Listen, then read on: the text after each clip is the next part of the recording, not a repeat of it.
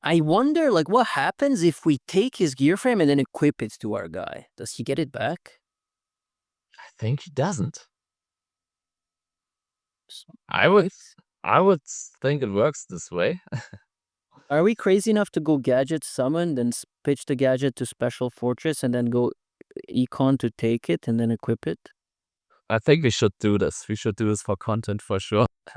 Right, I think I agree. Okay, let's do this. I'm loving this.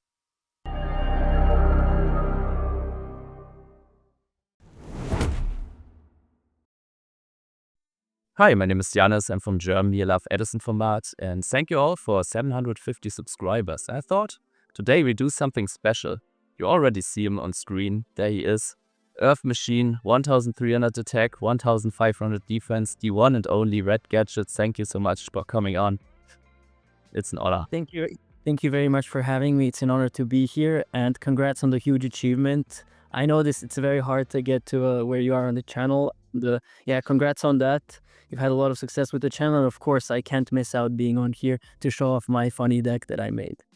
Yeah, I already have it on screen here. So, like we discussed earlier, we want you, the viewers, we want to talk a bit about deck building in general, because I think it's kind of fitting the theme of my channel. So yeah, for that reason, we thought about discussing general ideas of deck building, and then we have a look at how it is set up here in this list, how it's realized. So yeah, maybe you can just start. And what are you looking for? Like, what does make a deck viable in your opinion? Like, what are good criteria to look out for? Yeah. So definitely. So yeah, when it comes to like building decks, at least for me, I'm not a huge deck builder. I'm like very much like a player, but playing a lot. I like to really play a lot, like meta, and like really like tweak and min max like the whole like the meta game. And so by playing a lot, I've learned what kind of works and what doesn't. And this deck here is actually one of my first actually like big creations. Otherwise, I've just been building like Blackwing decks and like a lot of meta decks, but they have already mostly been solved. And from doing that, I kind of understood what's really valuable and what's not. So I think mostly in this meta game, when I build a deck, I'm focusing on 8 decks. So you could maybe say 9, but these are the main 8 that I actually like to consider. And those are what I would say tier 1 decks, which is Blackwings, Hero Frogs, and Vayu. So that's 3. Yeah, Then the that's tier 3. Yes, and then the 3 under, I would say, are Machina variants, Lightsworns, and Gladiator Beasts. And then there's like, so that's 6. And then the other 2 would be the combo decks. And the 2 combo decks I like to consider are Gigavice and Forks. I kind of tend to disrespect Dragon Turbo, but okay. Yeah, Dragon. Yeah, it has fallen out of favor ever since Gigabytes and Fox got invented. Yes, and I feel it's if you're gonna play a combo deck, maybe it's better to go with the other 2, like Forks and Gigavice. So then why would I like kind of prepare for Dragon Turbo? And it feels like like one of them that is hardest to actually do anything against if they have it, right? Because they just draw their deck, and so no matter what you have or open, it's just like doesn't matter because they have Giant Trunade to bounce everything. Then they go full board. They have even the Quakimeru Drago, which, like, for example, against combo decks, something like Gorse here that you see is very strong. But then against them, this also doesn't work. So I just tend to like ignore it and say, okay, well, I'm just in the tournament. I'm not going to play against Dragon Turbo, and just, God be with me. Yeah, I mean, there's a good chance that's the Dragon, because it's also a little bit luck consistent with Dragon Turbo, with the combo decks in general. I think they are, in tournaments, they are a little bit more inconsistent. Like, they're better on the ladder, because there it's not that bad if you lose like every 4th game to luck. But in tournament, it means you're out. So if you got a good win rate on the ladder and sometimes you just bust, that's okay. But yeah. Yeah. When it comes to these decks, by the way, what I wanted to say, decks and just like making your deck to beat the meta means that you have to sacrifice some other matchups. So if you lose to some other, for example, random deck, if you're building your deck, okay, if you're building it for fun, then anything goes, right? Like on your channel, you make a lot of funny builds, and it's just things that work, right? It's just for fun, but for it itself, testing concepts here. Yeah. Exactly. But I think for tournaments, you have to sacrifice some matchups. So you have to say, okay, well, maybe I have a really bad, like a Christia-Sworn matchup where I'm getting killed by Christia. But you just, for me, it's like, okay, if it's not in the top 8 that I consider, I'm not going to side for it. I'm not going to really prepare for it because it's just not what people play. It's it's the probabilities, right? You have to play with probabilities in this game. So that's something to consider. Yes, I really like this approach. Like, yeah, you can maybe look like if you're siding against other meta threats and one option is also good against Christia, you may slightly favor it over another option, but in general, you probably have to take the big contenders into mind. Exactly. It does. It's just about the probabilities. If people just don't play this deck, having like a very specific side slot for this deck is maybe even a waste of side slot because from experience I know it's just like you never side this card in if it's a very specific one, right? Yes, And yes. then what's the point, right? Might as well play a card that's better against Blackwings, and then you just put it in all the time and it helps you all the time. So and you just sacrifice a little bit the other matchup. So I don't know. I don't want to expose your deck, but is there a specific deck that you'd like consider rogue tier or like not tier 1, tier 2 that you kind of struggle with? Like in your example, you said Christia's one. And is it Christia's one? With this No. deck, Yeah. no. It is with the gadgets in general. They struggle a lot with the frogs. So, like a Duplock is a huge problem for a frog deck, and this is why. Like you asked me about deck building, and this whole purpose was deck building, and I think it's really interesting because this whole deck was deck built to build the bad matchup, which is frogs, right? Because if you have a gadget with Solidarity, you cannot get over the dupes because you just don't have spot removal. And in here, it's very important in this format to have a lot of spot removal. Like the best decks have like Icarus, they have like Rykos, they have like, I don't know, like exactly Caius, the one I put here. Also, Gladiator Beast have a lot of back row destruction and monster destruction. So this deck came as a result of like, okay, we're having a horrible frog matchup, and it's before people were siding even 3 lightning vortex, like just to out the Duplock.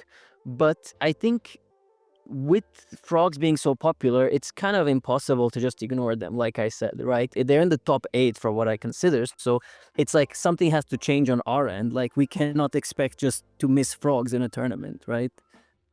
Yeah, I totally agree. Like, and I kind of like your approach because other players would be like, yeah, like you said, 3 lightning vortex, maybe a mask of restrict, like really a lot of hate in the sideboard. But you said no. I'm gonna build a deck that is already intrinsically prepared for the matchup because you have these Caiuses, you have obviously Torrential Brain. You have access to synchro plays, so you might make a Brionac and bounce one of the dupes. Exactly. So it has a lot more ceiling, and just the fact that you can make Brionac makes the dupes really bad because like dupes in hand do nothing, and if you're making Brionac, you're probably killing them because the fortress and like all like it's just such a beater, like 2/5 hit in the face with maybe a brain controller, something paired up with it. Maybe even if you poked with a gadget, right, like first turn, oftentimes it's just gamed. So like I think you have to really make your deck in terms of deck building for the top 8 for what I consider, and then the rest just be like, okay, against like let's say zombies, oppression is good, right? Against like some other rogue deck, some other side card is just casually good, but really prepare for the meta decks and even gear your, like you said, gear the main deck also towards them, not just side. Yeah, that's a good approach. That's a good approach to have. Would you say, because you said you increased the ceiling, like that's also something I think is always worth considering, ceiling and consistency. They're kind of opposite, like don't have to be generally, but usually if you increase the ceiling, you lose some of your consistency. If you increase the consistency, you lose some of the ceiling. How do you feel about the consistency in your deck? Because I think Yeah. yeah. So that's a very fair point. This is something that actually a lot of people do not understand, but you just explained it very well. It's that, yes, it's a trade-off of like consistency and the ceiling. So you might have a deck that's like super ceiling, just does like insane things, but most of the games you just lose with like 5 cards, 6 cards in hand, and you're doing nothing. On the other hand, like I think the complete opposite of this would be like, for example, Solidarity gadgets, which like play 9 gadgets and there's just super like a consistent deck, but you're missing some kind of like high-level power plays where like if someone puts up 2 big bodies or a duplock, you're kind of screwed. So what I would suggest for this deck, what I would say is it's really great because it has a lot of starters. This is something that's really important for consistency because you always want to do something on turn 1. I've actually gotten into like another card game where like they just do also some kind of like numbers game on like what cards you can play on the first turn, which And is not which something. Sorry. which game is it? It's in like a Riftbound. I just got into Riftbound a little bit, and they have like these cards that you can play on the first turn, like with two mana, and then you need to like play optimal amount of those because you always want to do something on the first turn because then like snowballs the game for you. So yeah, something like this we don't really think about in like Yu-Gi-Oh! A lot. Yeah, It's really advanced, yes, but in like retro, not so much, I think. yeah, that's true. Like all these, like I played some, like I tested some other TCGs as well, and whenever they have a mana system, you kind of really want to play on the curve. Like you want to have little guys for your first turns, but you also like if you have too many of them, then you like are turn 8 and you don't have the big payoffs. And yeah, if you don't have that, but yeah, that's kind of an interesting idea. I think your deck, Look, yeah. yeah, even here, right? Like, I mean, I assume you were gonna say that just like you have like okay the little guys, right, and then you have the bigger guys, and then you have even bigger guys. Like you have side draw after for going second, maybe, right, and then you have like a Caius for like turn 3, and then you have a Fortress for like turn 4 for OTKs. So it is kind of like balanced in this way, and but also I think in Edison it's important to consider like for example Blackwings as a deck. It's like they're all normal summonable. So what makes that deck strong is that like they're all played. When I actually made a tier list ranking decks, I think this for me is an important factor where it's like, okay, can this deck play all the time? And like Blackwings and Vayu Turbo, they can play all the time because they just have so many starters like normal summon, right? Like Hamster Ryko is very strong. Shura Bora with Kalut in hand is very strong, or Blizzard. Like these kinds of cards where you can like they can increase your ceiling. Like Kalut can increase your ceiling if you have a body, but even if you don't, like Poke for 14 is like not too bad, right? Or like Ryko, it's just always okay. Even maybe late game, maybe less, but in the early game, it's very strong because it contests some back rows. So like having a good number of starters is like important. And in this deck, I've cut down on the yellow gadget because it's too much. I think like you really have a lot of starters and sometimes even struggle. Like you don't know what to normal summon because the gear frame is usually the best. And then if you open a few gadgets, then you're like, okay, do I go for Krebons here? Do I go for Caius? Or do I just continue like low to the ground with some gadgets? Like, so yeah, it's something to balance, right? Something to consider. I don't have really an answer to like how many normals you should play or how many starters you should play, but I think a good amount is like necessary to make your deck not just lose very early, just like some pressure, like Shura said too. Yes, yes. And if we count, you still have 11 like really good normal summons. Then these Cyber Dragons are kind of a starter in a way as well. Like not going first, but going second. It's always really nice to have a Cyber Dragon. And even in a pinch, a Krebens is like, it's not the worst normal summon to go first, right? Against Gladiator Beast, it's really good because you normal summon it, you set 2. You know they don't play brain control, and this is also something about deck building, right? You have to know other decks to know like what play, like for example against other decks where I know they play brain, maybe I wouldn't commit it. Gladiator Beast they don't, so you commit that. They cannot attack, and if you set back rows, they have to ask themselves, okay, am I gonna attack into these crab bonds, make them like pay 800 and risk getting like deprisoned, or am I gonna just pass? But like just passing, like you're not burning for 800. You just like exposing yourself to maybe a Caius, right? So it puts them in a sticky situation. And I've heard someone say that like if you make the opponent play awkwardly, you're already winning, and it's what Krebons does on the first turn. True, true. Yeah, that's something I never really thought about this way, but it definitely is true. I thought about this actually the other day, but in the other way, because I thought about some cards. Few like me building rogue tier decks, it's oftentimes the case. Some cards, they do work out, but they force you into upward plays. Like, I was messing with Valhalla fairies and I was testing trade-in. I was like, yeah, I usually have a fairy to trade in, but what if I want to summon this fairy? So, like, if it's a Christia, I got Valhalla, and now I got the trade-in, and I'm like, yeah, if I don't trade in, then this trade-in is kind of dead in hand. I have the discard, so do I use it? Do I use it not? Do I go with the dead card? Do I summon the Christia? And yeah, or do I use the trade-in and hope I draw another Christia? So it's forcing you, sometimes like you have the conversions, but they force you into awkward positions. And that's why for this version I cut the trade-ins entirely, because I've often felt like, it forces you, your deck forces you yourself into the awkward positions. And as you said, even better if your deck forces your opponent into these awkward situations. So yeah, that's I think something. People are so programmed to like play their deck the way they're like intended. So then yeah, maybe you're right. Cutting the trade-in could be a good idea, because if you're like pitching your power card for draws, which are of course nice, but it's still RNG. You're still not.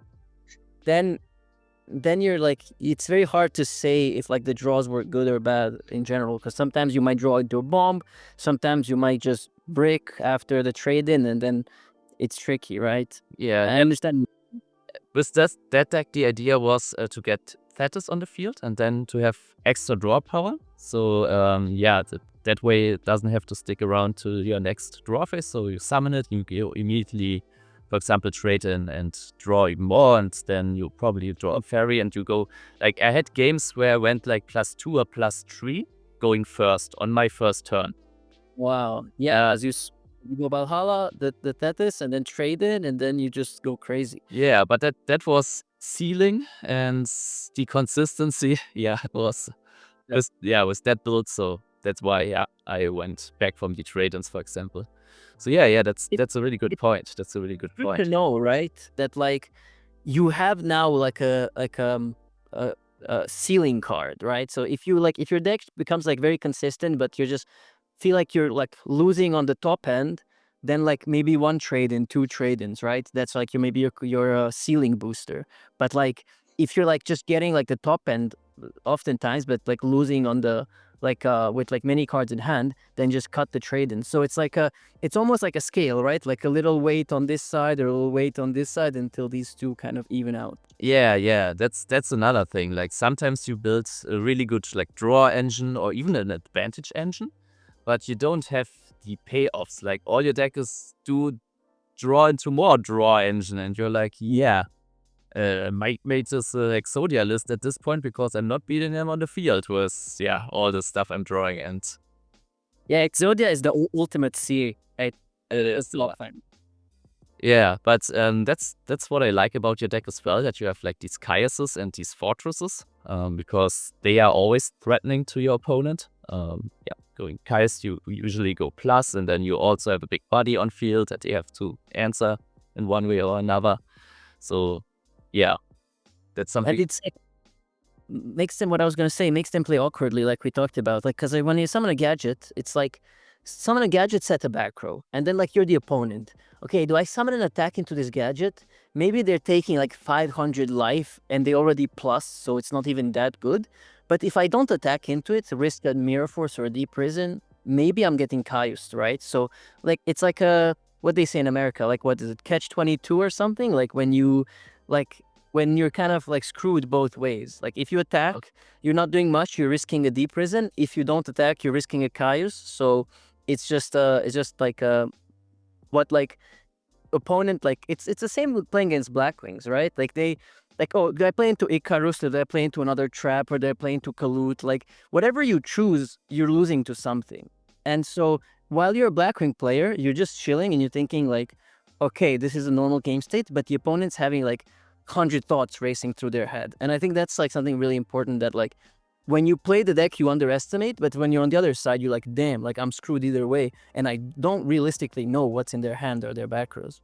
Yeah, that's also a thing that I really like about your deck, that you play all these different type of back rows, so you never know, is it a deep prison, is it a compulse, is it bottomless, and even the Starlight Road, it's a tech that I also really like. Like in the beginning of the year, made a video making predictions for 2026, and I was like, yeah, Starlight Road, it should be played more because it's just like Torrential Mirror Force, like the threat alone, and Heavy Storm also, like these cards prevent you from doing certain actions. And if your opponent knows there's a Starlight Road in your deck, then they kind of think twice about Jaizero's target 2.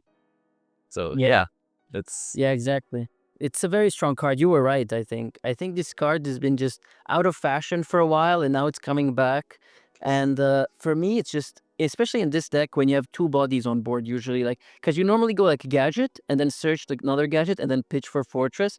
So it plays around torrential almost always, right? They're never gonna torrential a gadget, but they will torrential gadget plus fortress, and that way you have two monsters and then you resolve it. So it's like, in this deck, it's very strong, but I think in general, like you said, in the meta is very strong. You're very right. Like Geyseras, like Black Crows, heavy, is just like few resources you're winning, so it's like a ceiling. even Vaio started to put the Icarus attack in the Nitro Vaio. Like, that's actually, it was Gladiator Beats becoming this popular. Like, I think it's a really good card. And as you said earlier, it makes your opponent play awkward because they want to play around this as well. Do we heavy storm into 2 back row? And like, we might lose on the spot if they get a Stardust Dragon. So they better think twice. But in reality, it was a compulse and I don't know, and something else, and you're just safe with that. So it's always good to make your opponent get your opponent guessing. Is there any? So Yeah, go ahead. yeah, I was thinking maybe just like the breaker is very strong, because you also have to build, like when it comes to deck building, build for your like to cover your weaknesses, and the weakness of the deck is just a fortress. So like fortress getting bottomless or something. So yeah, like you would want to clear the back rows as much as you can before dropping this guy. So like in general, I think it's a very good idea to maybe main him or maybe main the dust. That's something I've been playing with. So yeah, because our problem is like they have multiple back rows, and we don't have much. Don't have maybe compulse set to bounce back our fortress, or don't have like some kind of judgment play, or don't have some kind of other play besides just, okay, this fortress has to kind of walk. Back row removal is very valuable there, so that's something to consider as well. And Yeah, besides, like looking for your weakness, right? Like even in Blackwings, the weakness is back row. Like, but maybe in Bayou Turbo, a weakness might be something else, or Hero Frogs. Hero Frogs have a huge weakness with like fossil dynas and stuff, so that's why they play Raigeki breaks and such. So you do have to like play around your weakness. So that's something you have to, like, when building a deck, consider. Very important, I think. yeah. I believe the first deck which one could maybe consider like Rogue Tier that I built was like a Gear Frame Fortress Ancient Gear. I think it was even before the Machina Control deck even was invented. And in that deck, I even gravitated to playing Royal Decree, because I was like, yeah, if I can stick this fortress, if I can protect it from bottomless, if I can protect it from deep prison, that's very good. Like I was also on Imperial Iron Wall before, because I was like, yeah, banishing is the really bad stuff, and they always try to banish it. But yeah, so you need some way to protect. Like if you play a boss monster like that, you kind of want to set it up. Like your other cards have to make it shine, like protected from these deep prisons, from these bottomless. That's a very good point. Yes. Yeah. You have to, like you said, make it shine. Like make it like uh promote his like power in a way, right? His power only works if it's like supported. Otherwise, it's just like eats a bottomless and it's over. So yeah. Yeah. I usually gravitate towards Royal like, because in Rogue Tier decks, I believe if you play like the standard trap lineup, like the other space is so small that it's hard to find like new ideas, new engines. So I usually end up like, okay, let's screw the trap lineup. We are going to decree them, so both of us are not playing with traps. But I think there's also like a huge advantage of having all these different traps over like going that route that I often kind of have to go. But I also like it, and it's it's fun. It's fun to just like OTK people or do some funny combo under the Kree. But like in terms of the trap lineup, what I wanted to say is this is just like if you look at this and then you look at my topping Blackwing list, besides the compulses, it's basically the same. So if you just consider the offering as Whirlwind, which is what I consider in my head, they're both at 2 and they're both just like that's wow, yeah, that's really like a really smart way of thinking about it. Like I like that a lot. Thank you. Because yeah, like I see these as whirlwinds, and then the other traps are besides the compulse, which is a new addition, were the same. I always go like torrential to bottomless, mirror force to prison, road, judgment, dust shoot. And so like that's also something I'm comfortable with, right? Like I don't know if this is the most correct, but I do find that like a gadget plus a back row is very strong because you need to like protect the gadget such that it converts with the Crabons, with the Caius, with something. So I think for the meta game and tournaments, traps are really strong. But I think like if you take your deck to another direction with the Kree and with like floodgates, it can be really, really strong, but probably you will hit a matchup where this is not the best, right? Like maybe you'll play Lightsworns and then the Kree's dead and stuff. So it's always a trade-off. It's always a trade-off. Yes, that's definitely true. Also, I would say like these back rows, like Deep Prison, Bottomless, they also act like spot removal. Like basically spot removal. And yeah, if your opponent is hitting you where it hurts, you oftentimes are kind of missing these cards. Like maybe they hit you with a Vanity's Fiend. Like, yeah, I wish I had a Bottomless right now. Or if they attack, wish I had a Deep Prison or some way to get rid of it. Yeah, so that's It's all. a very like inconsistent format. So you need something to, if you're not playing the game, delay it to the point where you can play the game. And if you are playing the game, to like back up your plays. And that's why I think like I have a friend who just say purple card's broken, and like that is kind of true. Like he just makes saying it as a joke mostly, but I mean purple cards are kind of strong in the format because if you think about it, they have no like other costs other than just okay, set it on the field and activate them. And usually they're 1-for-1. So yeah, I think for tournament play, traps just tend to be like a way to go. And I'm just not I mean, maybe I'm not a good guy to talk about this because I'm not a big frog player. I'm not a big combo player. These decks don't play a lot of traps. I'm more like I mean, you're also from Europe, right? Like over here, we are like tend to be, the Americans like to call us like the control players. So like, yeah, just the trap card players. And that's maybe some identity I picked up on. I don't know. Yes, might be true. Like with these combo decks, I feel like they are always racing to beat you faster than like if they start to trade like their big payoffs with a Deep Prison, with a Bottomless, maybe a Raigeki Break or whatever. If they committed resources, that's bad. So they usually kind of try to like go True Nate and then set up their kind of prevent you from getting control over the game, beat you more on tempo.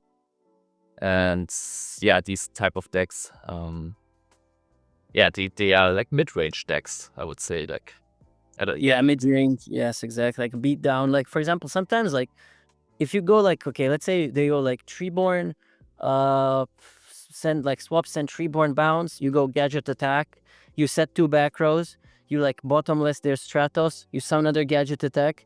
That's already 4k damage right there off of 1 bottomless, right? Because a Stratos would have beaten over your gadget and then the other gadget couldn't have attacked. And this way, you're dealing like extra maybe 2.5k just off of like a bottomless on their summon because their board is open, which I think in this deck is like really strong. There were games where I just don't summon anything else, just beat them down with like a gadget and 2 traps. Like trap them on their turn for 2 turns. And I think that's like what? 1 gadget plus 2 plus 3. That is game.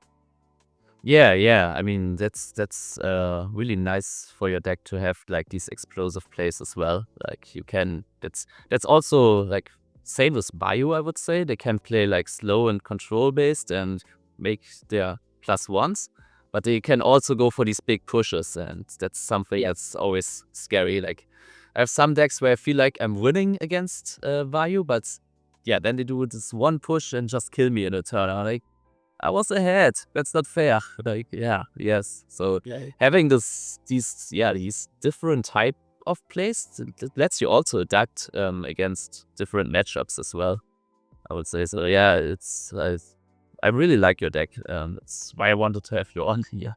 Yes, and now since you're such a deck builder, maybe we can get into like how to improve it, how to make it more fun and more more competitive, or more like give it more ceiling, or maybe more.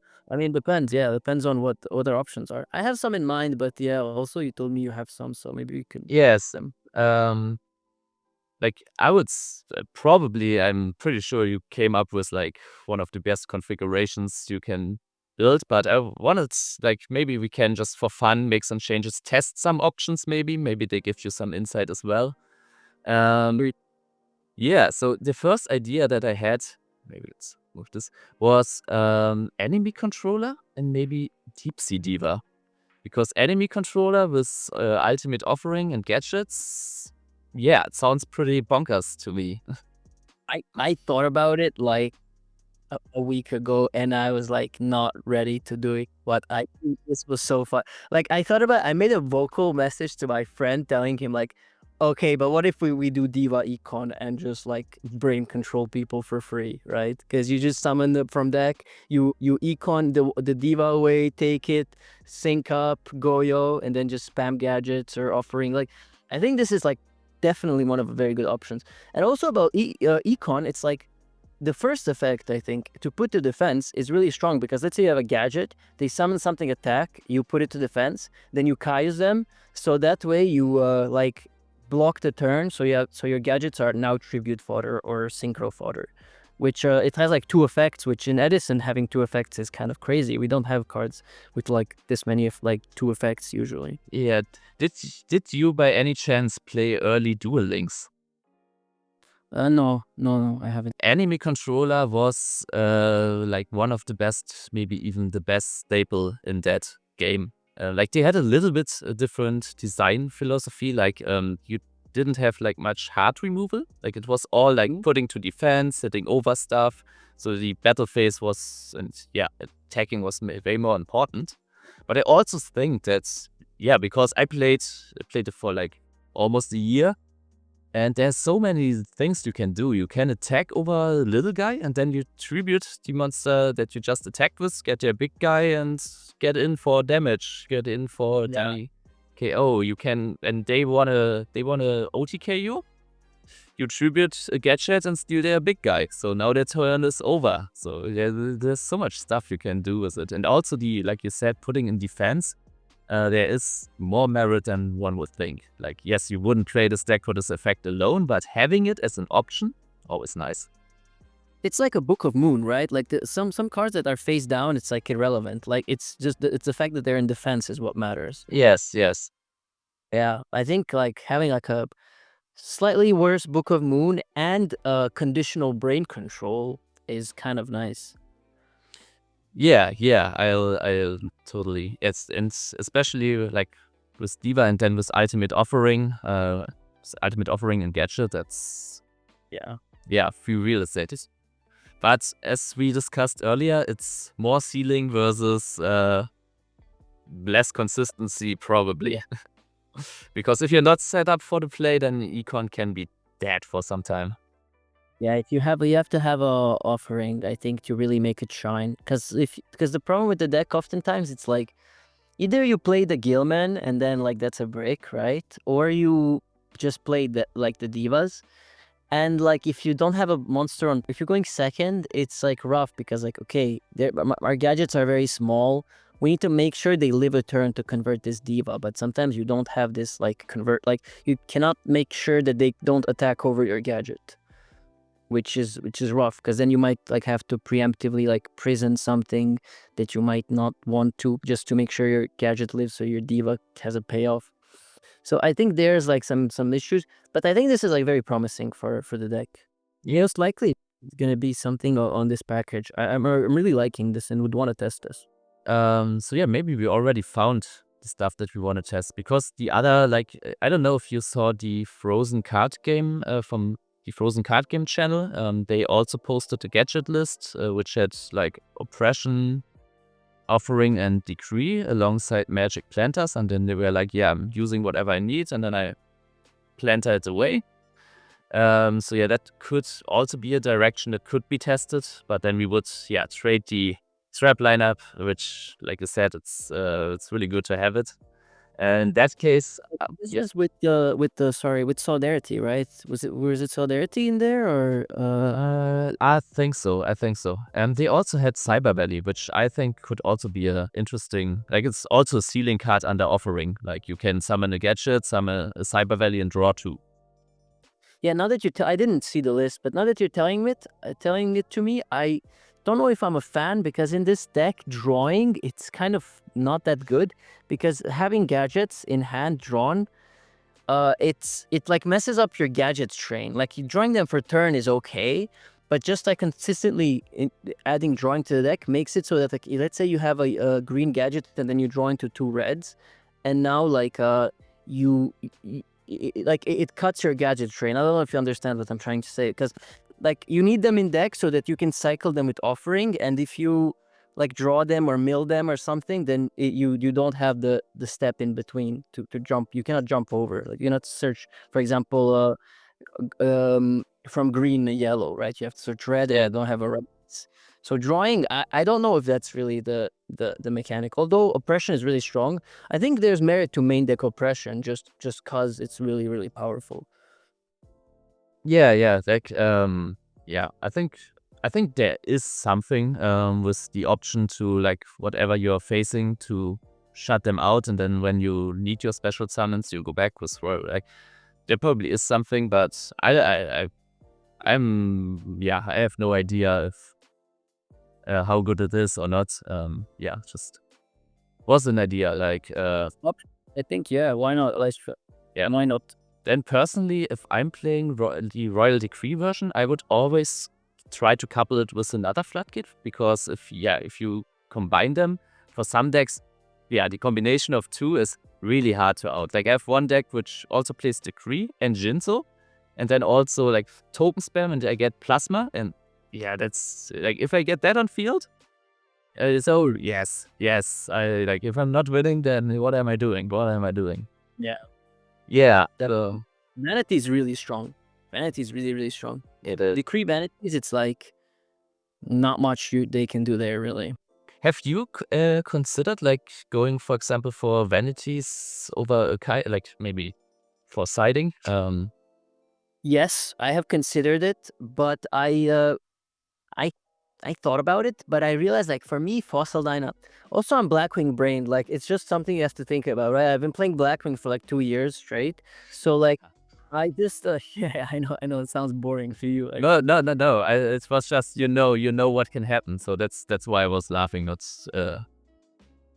no, but it's because, like, it is kind of insane to play the same deck like for 2 years. I think that, but yeah, for me, like, I like Dyna because I'm thinking, it's like always good normal summon, and like you need a conversion for the vanities, and like I like it in a decks where you can maybe search Prodigy.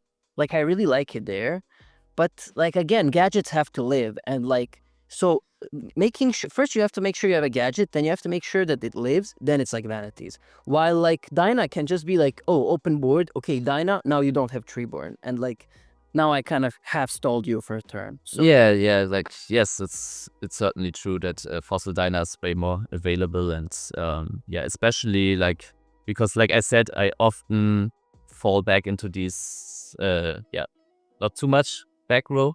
But if you have the back row to protect the Fossil Dyna, that's always something I'm sad about. Like, I'm like, I want to play Dyna, I want to play Kaifu, for example. But if they just get run over, it's like, what's the point? Like, I have to protect them with a deep prison, the bottomless or something. So that's why, that's if you don't have the deep prisons and bottomless, vanity is a lot better, like a lot better. Yeah, because they cannot get over it. Like, they have to special to get like 2/4 unless they have like Shura Kalut. Yeah, so maybe do we want to try out the Deep Sea Diva enemy controller? So Yeah. Yeah, I'm down for that. Okay, I let you make the calls. What do we cut? Yeah, I mean, I think it does the same thing that Krebons does, kind of, right? Like, it is a tuner, so maybe. I mean, like, E-Tally is also very strong. I might just want to play, like... Do people play 2 or 3 divas in, like, generally? Because, like, I think I'm not entirely sure. I think it depends if you want to, like, if you don't run the Gillman, it's 3, I would say. And then Wizards, maybe 2 as well, but I don't know. I'm not entirely sure. Like, I personally, like, if I would stuff something in, I would probably just stuff in 3 Deep Sea Divas and maybe a pot of errors. Like, that would be my way to go about it. Then I can recycle these divas if push comes to shove, and errors, like, you fill your graveyard fast as well. But as you said, drawing, like, I haven't considered that the drawing can, in this deck, actually be not that good. Like, it's still good, but... Yeah, it's always good, but maybe we do cut the crab, like, to the 2 Krebons and an E-Telly, so that's like 3 spots. And then I would also maybe just cut, like, the compulses, because we need some space, and then maybe play like 2 of these, right? Like, what do you think of this? So, looks fine to me. Looks fine to me. So then let's put them where they belong. I always like to order my decks in sums. Yeah, of course, makes sense. Some way. Let's get in here with the other quick twisty. Maybe. Yeah, let me then just think also, like, what are some other, like, options here? Like, now that, like, this deck we made this change, is there something that could, like, complement this very well? Maybe you said the Avarice. Yeah, because now we're at what, 23 monsters. That's a lot. That's good. Now it's getting really hard what to cut. Now we gotta cut. Now we're adding up with Royal Decree. I tell you. It's cut all the traps, play 2 decrees, and then put like 10 more monsters. Yeah, but I don't want to change the deck this much. Like, I think it's better to just test options at this point. Yeah, maybe we can cut down on a gadget. We can also cut down on a road. But the road is very strong. Road is strong. Is there something like maybe side the road? And I don't know. Yeah, probably not, right? With the Diva, we are also running into the road, I think. Yeah, we can play 41, honestly. Let's go. Like, just for testing, yeah. Yeah, that's also one thing that always happens with me, because I'm still, like, in the testing process, and I don't want to, like, some options are cool, but maybe not optimal, but I still want to test them, so I'm usually ending up with 41, 42, sometimes even 43. Yeah, exactly. I do the same. Like, just put the cards in and then, like, see what I see in the game, and, like, what proves right or wrong, and then just, like, remove what was bad after testing. Yeah, so do we want to take this as it is to the ladder, or are there any changes, like, you say, okay, now that we lost the Krebons, we should have one more of this, or change something, or do we just take this? No, but I think because the Diva, we already, like, replaced the Krebons, so it's, like, kind of similar. Although I really like the stall effect of Krebons. Yeah, Diva is, like, in more ceiling, so... Yeah, we're basically trading consistency for ceiling here, because we don't have the, like, Krebons and stall for a turn, but we have the Diva, Econ, their Caius, and make a level 8. Yeah, exactly. Yeah. Exactly. Okay, so let's take it to the ladder. My count is not very high rated at the moment, because I test all this jank, and... Yeah, it's alright. Mine too. I don't really play also too much ladder. I played a lot before, but then now I just realized, like, it's like What I just for? like... Yes. Go paper. You saw it. Yeah, you also had this video, right? It's statistically the best to go paper first. The best is paper. Like, it's either because the rock is, like, the closest to wherever their cursor is, or because... Okay, this is a very strong hand. I think we just go gadget, set offering, set shoot, set judgment, and then, like, because we need to protect the offering, right? Yes. Because we just kill them with this offering next turn. So we just go Q gadget. This one searches the red. Best one. The best one.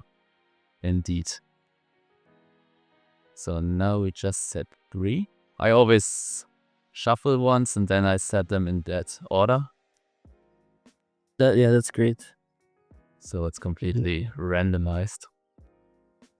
Yeah, people usually set Starlight Road in the middle, and then you just snipe the road. That happened to me many times. Yeah, we have to dash through them here. Yeah. Yes, fight activate. Just see what happens in their hand.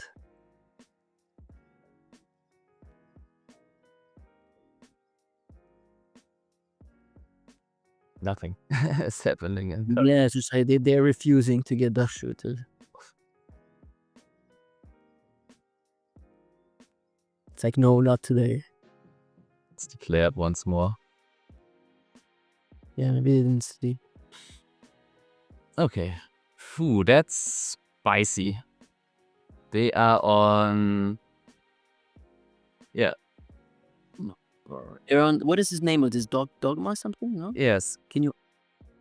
It does nothing. They are on Destiny and Dragoon. Yeah, so we put Miracle, Dorial, Poli, Wally, Everest, and we win basically. Cavalry. Yes.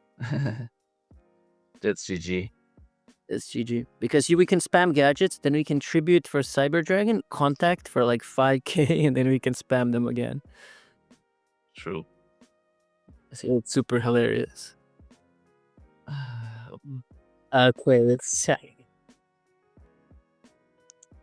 It's quite top tournament to this deck. It's just too free. Open dash shoot limiter. So we go for this. Declare. Get a yellow one. And now we can go. I don't even close this. Or do I? Activate. Declare. I have to do 80 life points. We don't even have to tribute for Cyber Dragon. This is game with Yeah, it is. Yeah. Now we get a green one. Yeah. Pay another 500. Get a red one. People underestimate this so much. Like oftentimes, like they just like even with meta decks. Okay, here we dust shot him and we were pretty nice, but even with meta decks, you do this to people all the time. It's not like just specifically because you Yeah, nothing. especially like yes, if they like okay. Suppose we need Mirror Force, we just judgment that and still win the same way. Yes. Okay, so what do we like? They want to hit us with the Destiny and Dragoon, so like Royal Oppression probably is coming in, right? Destiny and Dragoon, what does he do exactly? He is busted. He's 3000 attack and defense. His effect is you destroy one on field and deal, I think, half of the attack as damage. And he can't attack that turn. And if he's in the graveyard, you can banish in your standby phase, you can banish another Destiny hero and resummon it. So, Wow. yeah. Maybe you want to put in a Kaiku, no? Like, Yes. and when the fossil liners. Yes. They are also seeming great. And since we like put in monsters, I think one red gadget should be sided out. Siding yourself out? Yes. I do that a lot this one. Yeah, also then we Starlight Roads. This doesn't seem too good. And they do make Absolute Zero frequently as well. So that's something to consider. But I'm thinking because we're putting in oppressions, it conflicts with the road, and we're just gonna oppression their miracle, hopefully. I think also they're not, they don't have the space for much back row, so heavy is also. And then we need 2 more. 2 more.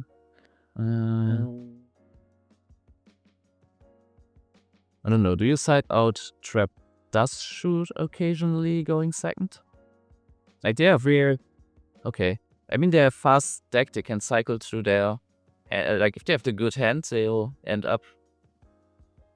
Yeah, I mean, I like the dash shoot because in general, it just like wins the game. Like now.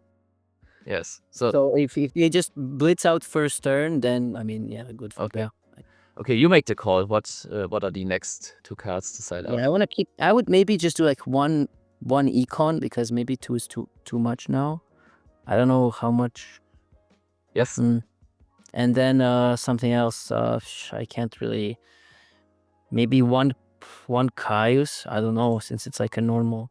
Okay, Like already could be. yes, we just try as this, and Yeah, we can try this. if we lose, we can adjust. Yeah. Yeah, still, I'm not sure like how exactly they play. Like, yeah, you told me they make this big guy. Yeah, they also like yeah, I actually showcased this deck, like it was one of the first decks that I showcased on this channel. And yeah, Absolute Zero is also something like I spam Absolute Zero as much as Dogma, probably even more. There we go. Now they Motion? Like, or what? no, they are sending a plasma and then they fusion with it. Because Dogma needs the exact names. You can't make a Dogma with, oh no, they're making an ocean. Never mind. Okay. Like usually you wanna give this the plasma or Dogma name, and then you have the other one in hand, and then you, yeah, that's I think the Then you use, yeah. Okay. I think I don't want to do the Kaiku yet. I just do gear frame, and then just try to attack with the gear frame. And then back it with traps, right? And then if they do something, we can torrential and then Kaiku. Yes. So here I just add this. Gear frame is too powerful. It's such a strong card. Okay, so we just attack? Yeah, I would just try here, see what happens.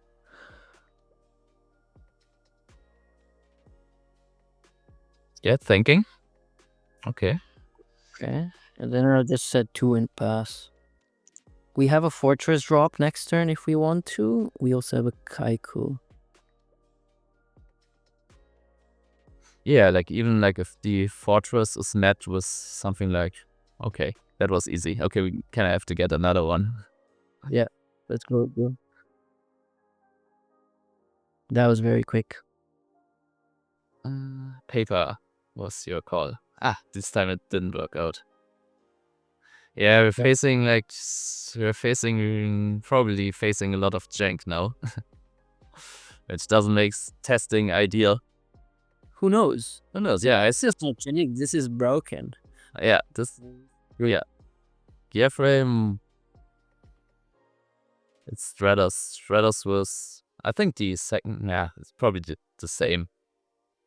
Okay. I think we hold this one for when they have Fortress, right?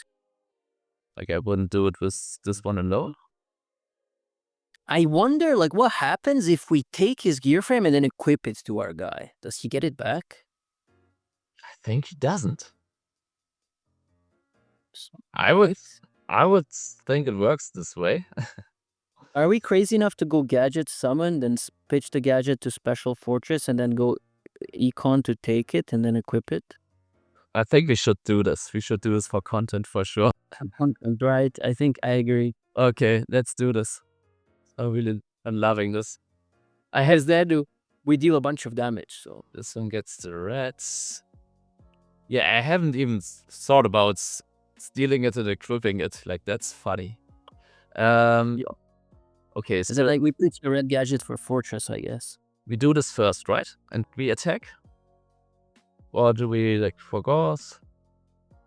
We just, I guess you first special the fortress now? Yes.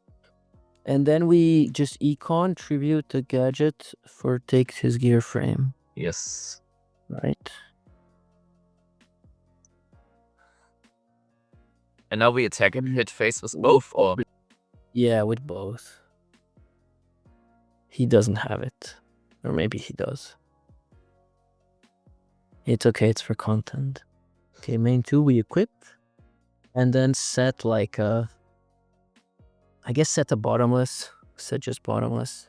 Because we know he has a fortress, so if he tries to drop it, we can bottomless. Otherwise he can crash. But I think he then has to target our fortress, and we don't have to target his. So he, well, okay, that's fine.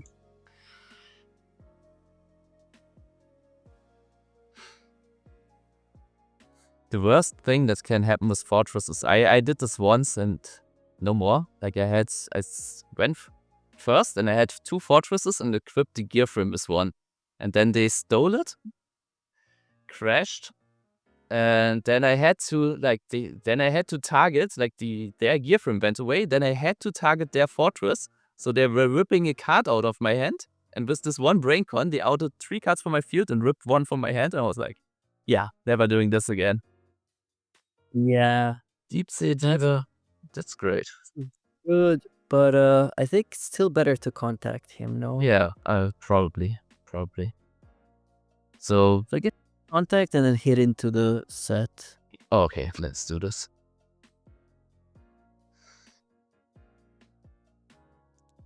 I think the play with the econ was still funny. Like, It was. it was the right play in any case. But it was the content optimal play. Yeah. And, yeah, okay. Yeah, oh, good. Do we set the Torrential? I would, yeah. I don't see the reason why not, because yeah, the heavy is out and like. That's true. And like if he tries to go crazy on us, at least we have something. Yes. We're healthy. I mean, we are technically even on cards because we're on a draw next turn, so we're on 3-3. And if we draw a gadget, would be nice. Okay. Set Deep Prison as well. What we doing? No sounds. Yeah, they shouldn't have like anything that wipes the background, then just pass. Yeah, now the Gilman would be good, right? Yeah, it would be really nice. New Lila. Torrential? You have to torrential here, yeah. I mean there's no point in prioing, it's just torrential. Yes. Oh wow, okay, this is good. Diva, like can you just hover over it? Like he just specials from deck and then, well, it doesn't end kill in end phase or anything. So I would just go for it and then just hit for 200, special the other in defense and protect it with prison. Like, yeah, maybe next turn we could even like tribute summon the fortress. Yes. What do you think about not attacking because of Gauss? Like 400 life points versus potential Gauss? Yeah, could be the case. Yeah, maybe we could just pass. 400 doesn't mean much. Okay, let's see.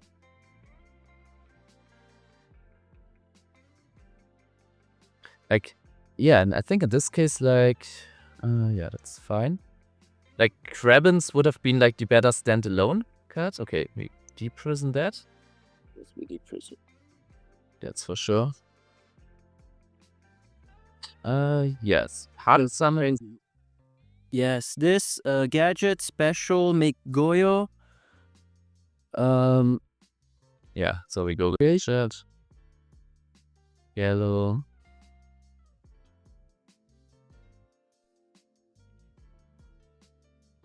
Now we get Gojo.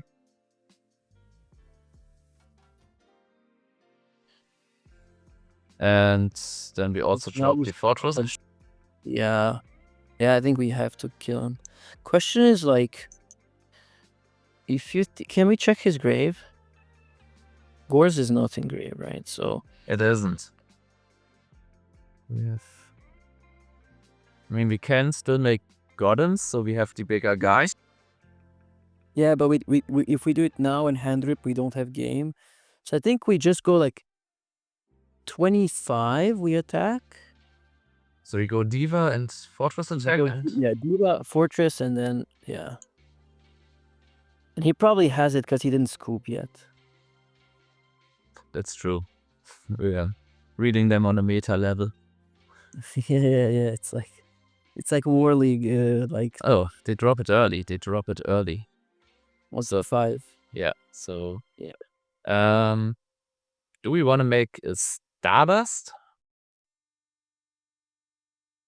Yeah, I think so. Yeah. No, they can crash our Stardust. True. If they have Draincon, yes, that's not a play. Also they have the token. That's also I'd actually make the Gothams guy and then hand drip him. yeah. Okay, Because that's like this. Okay, so he'll be at top deck and we'll have Goyo. I had much rather him have one card than 2 cards, and like one more body doesn't mean much. this is Solon. Okay, good. Yeah, and now he literally just has to find. Okay, wow. That's like the best top deck they could have gotten. Yeah.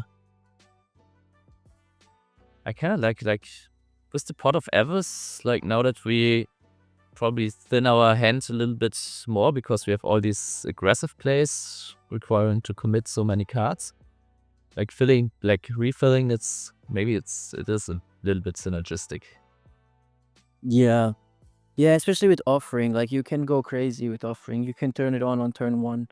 You can run into like a Mirror Force and like still like you can run to Mirror Force with 5 monsters and still like plus, which is cool. And that's crazy. Viewing their graveyard. Do they have?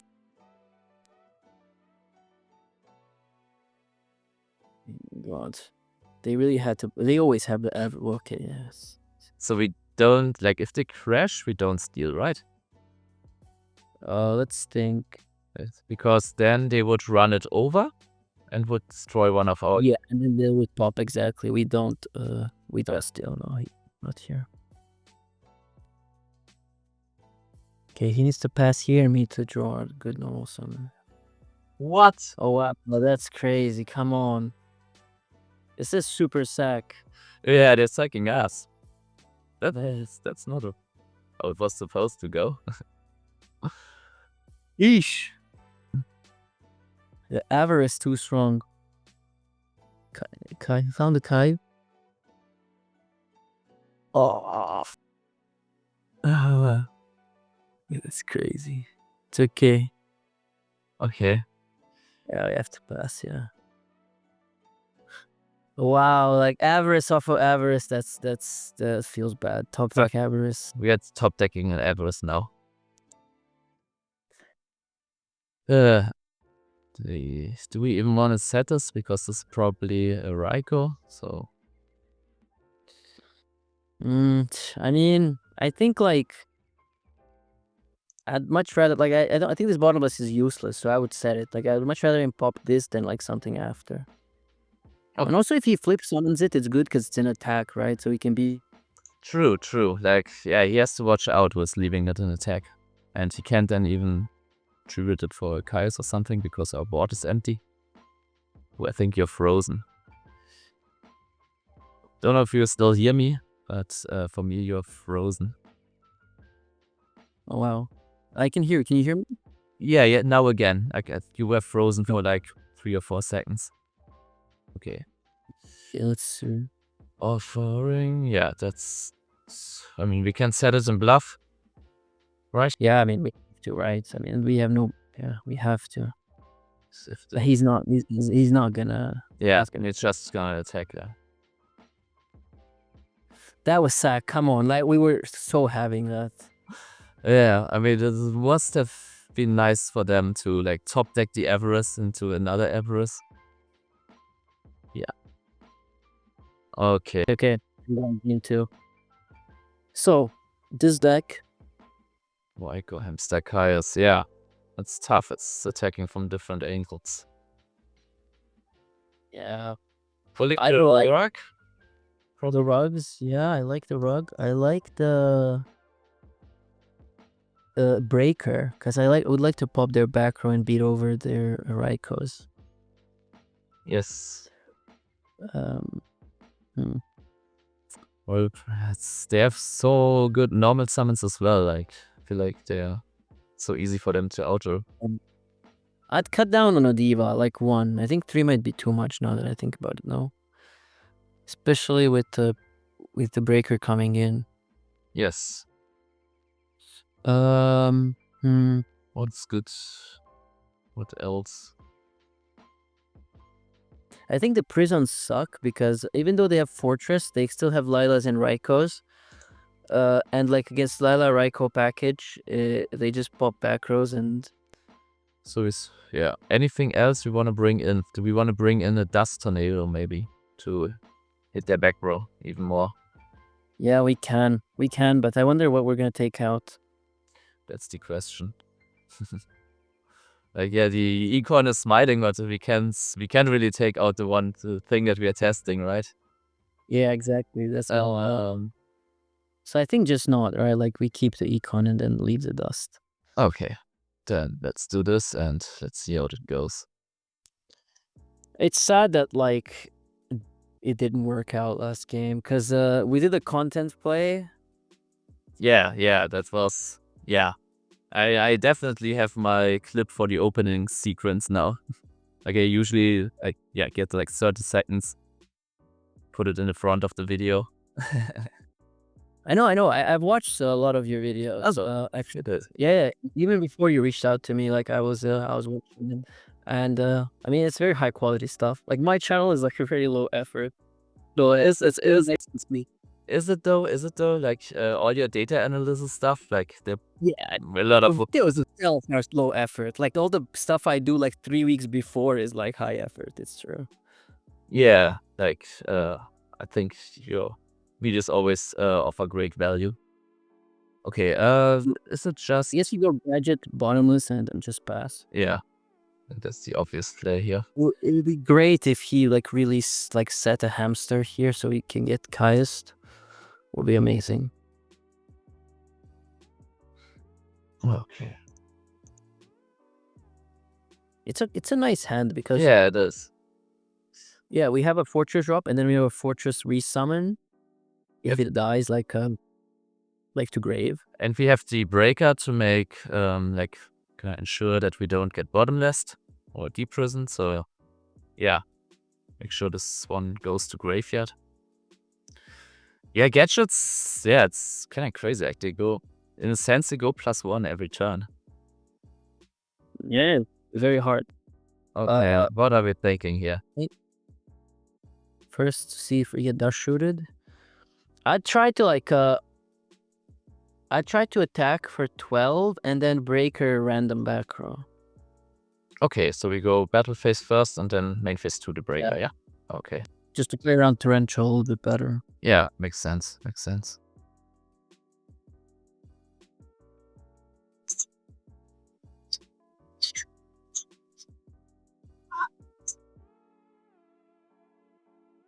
Okay, they're thinking. Okay, this gets less fine. That's completely fine. That's fine. Yeah, we just yeah, we are on 7 cards and they're on 5 drawing into the 6th. So yeah, it's good. You also have the bottomless, so yeah. Even if the card advantage is slightly in our favor and the tempo will probably be as well. Yeah, we have something on board. We have a bottomless. It's really awkward for him because if he summons like a gear frame or a fortress, he's getting bottomless. If he summons like if he sets a monster, he's getting Caius. If he does nothing, he's getting poked with green and yellow for 2/6. 2/6 is not a little, you know. Yeah. Okay, so yeah, then I'd go for green here because put some pressure on bait Torrential. If he would have probably Torrential there, right? To just do for free even the yellow. Okay, so we go for the green here, yeah? Yeah, I'd go for green. Okay, no pulling the rock. Ooh, I just realized this deck, pulling the rock must be like feeling really sad. Yeah. The song gets the red. The red. I played against a friend of mine and I lost to him. He won Ultimate Time Wizard, I think last year, and he was playing Black Wings with 3 rugs. In game 3, he like activated all 3. First on Gear Frame, then on Gadget, then on Caius, and it's like, okay, no way, bro. We just pass here, right? Yeah, I mean, maybe we want to set the Torrential, but I don't know how you feel about that. Maybe it does like... They have 3 back rows, so maybe we can, right? Yeah, I think so, because like, if they like MST or Dust one of them, still have the other. And like Torrentialing here, it's like, I see it as just like free board because all these gadgets did their job and they were super free. So it's like, it would actually be a 1-for-1 torrential. Yes. Yeah, let's convert our card advantage into tempo. Yeah. Just like suffocate them out. Okay. Yeah, nice. Because now our bottomless lived. So that's good. This is great because they also have to clear both gadgets now. Yeah, the bottom has that, right? Yeah, we're forced. If he has like trap stunner or judgment, we're cooked a little bit. Yeah, he's gonna respecial it. It's okay. I mean, yeah, we might consider play next turn, or we might be dead. Like of pitch gadgets for Fortress, tribute for Caius. Yes. Yeah. Probably. That might be a move. Because, yeah. That's quite a bit of damage.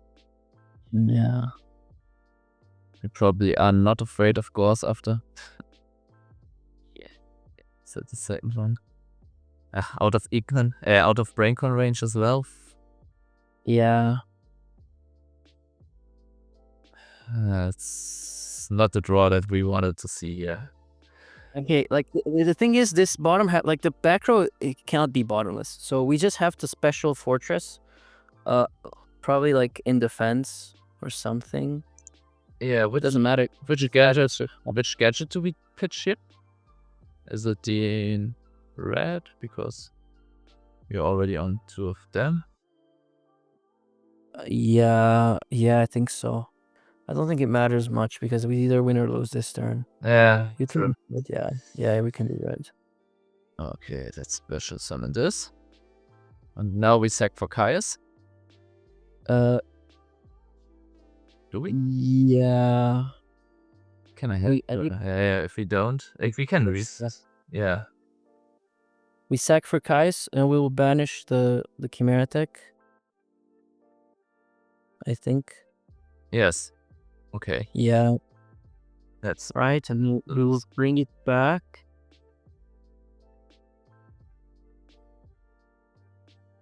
And this. Now I'm reading like some kind of mirror force or prison. Okay. The thing is, like, we have to bring this fortress back no matter what, right? Because one normal, like, yeah, they can just... No, yeah, we have to bring it back. The question is... Attack. How we attack. Okay, I bring it back, because that's what we do anyway, right? Yes, exactly. In attack. Yeah. So, and now we think about attacking or not. If it's a... If we don't, we're cooked because he's gonna crash. I mean, if he crashes, we can get rid of the fortress. He will rip just a gadget.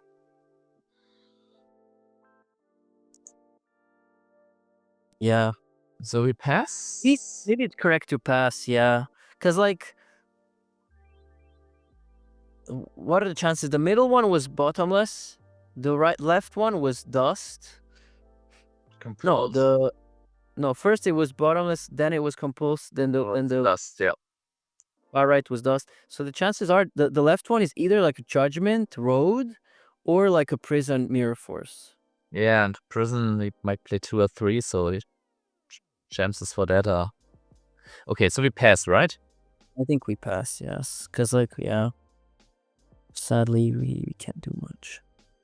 Yeah, now the next problem is that we can't really summon these gadgets. Yeah, but if he wants to kill us, he has to kill this fortress, and then maybe we can bring it back. Maybe we draw an econ and then we steal his fortress and attack with... It would be crazy. Would be really nice, actually. Yeah, that's where it chance. Like, if we steal it...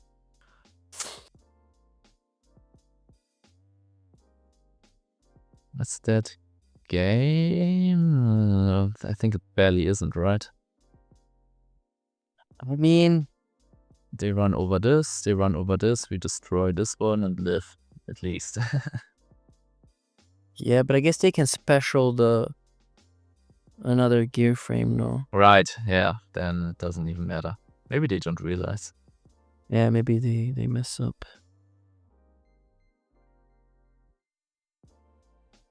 Okay, they don't. So we just...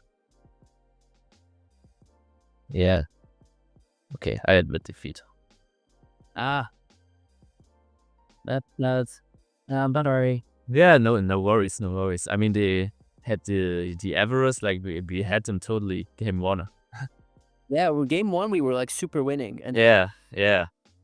We ripped the double Everest. Draw? Sorry? What was the next draw for us? Okay, wow, that would have been nice. I wonder what his back row was now. What was back row?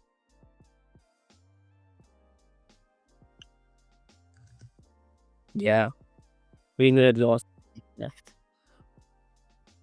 Yeah, he ripped the gear frame. I mean, that's just life, I guess. Yeah, happens. I wonder if they hard drew into the force this turn to set up the play, but The force, I think, was off of the gear frame, no? But then... Right, yeah, right. So that was what gave them the win. Yeah.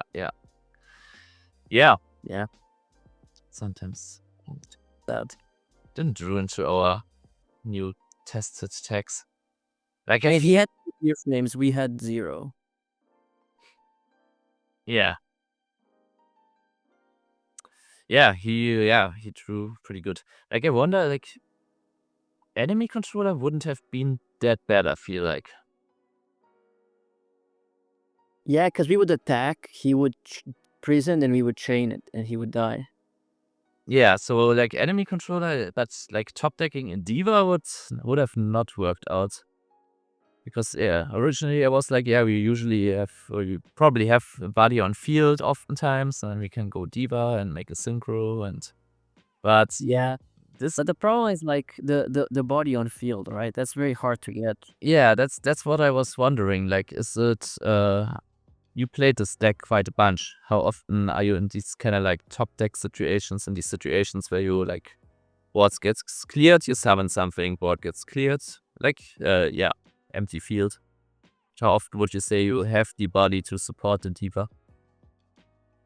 I mean, I don't know. Like, I think what really helps the Krebons is because he is the one that like lets you stay on board for one turn, right? Because he's like, oh, I'm here, and I'm a tuner next turn, which then you kind of snowball from there. Because then you go like Goyo, you maybe pop their back row, you take their monster, now you're on 2 bodies.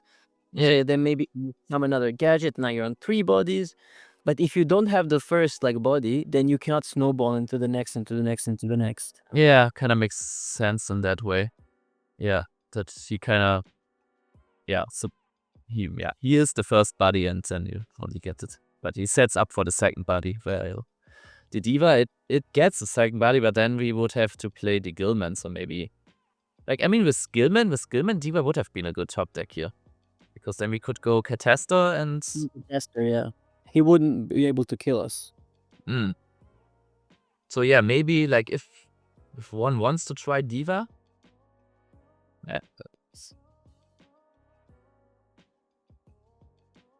Maybe, yeah, you gotta play but yeah, I usually don't like playing this guy either.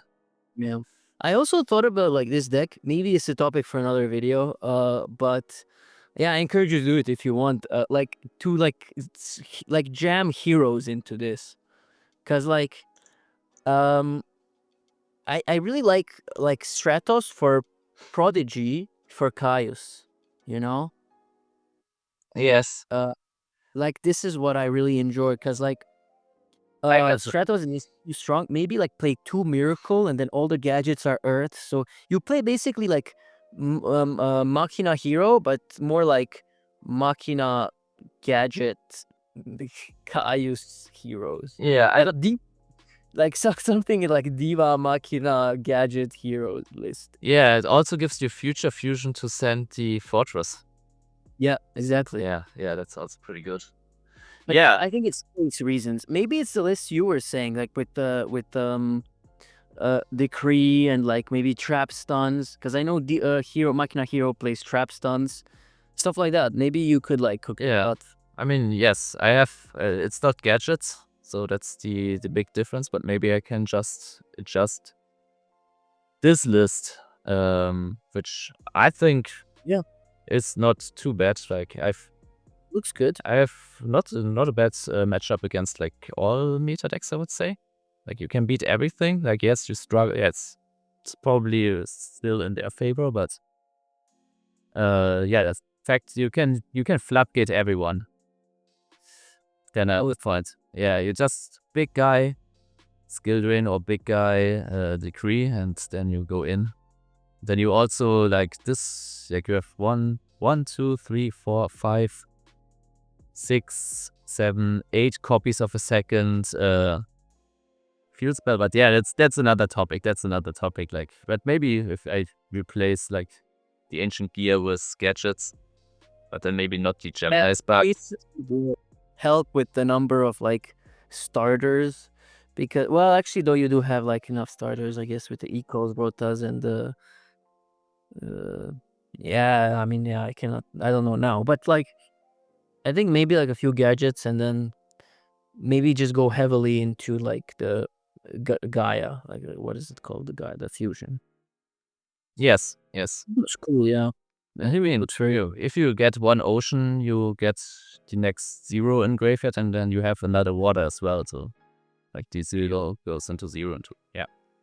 Yeah, but yeah, that's that. Like, it's yeah, it is different. Like, I think I can't just replace the ancient gear with gadget. I think I have to adjust a little more than that.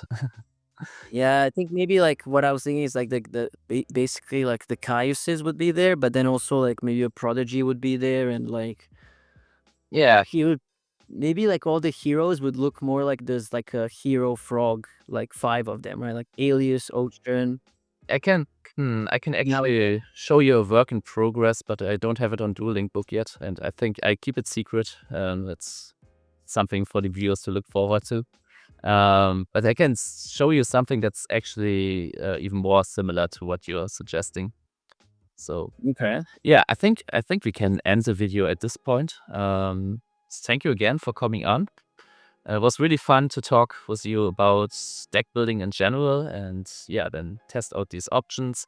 Even though, like, yeah, the second game, kind of our opponent was really lucky with their draws, and we had fun. That's what down some of these testing matches, and we got some data on, yeah, would we want to draw a diva here or don't we want to draw it? How was the econ working? Yeah. Okay. Yeah. Thank you. That's something, yeah, it's definitely something I wanted to test out. And yeah, I think, yeah, I mean, yeah, the opponents kind of sacked us, but it's okay. We did have fun, and thank you very much for inviting me.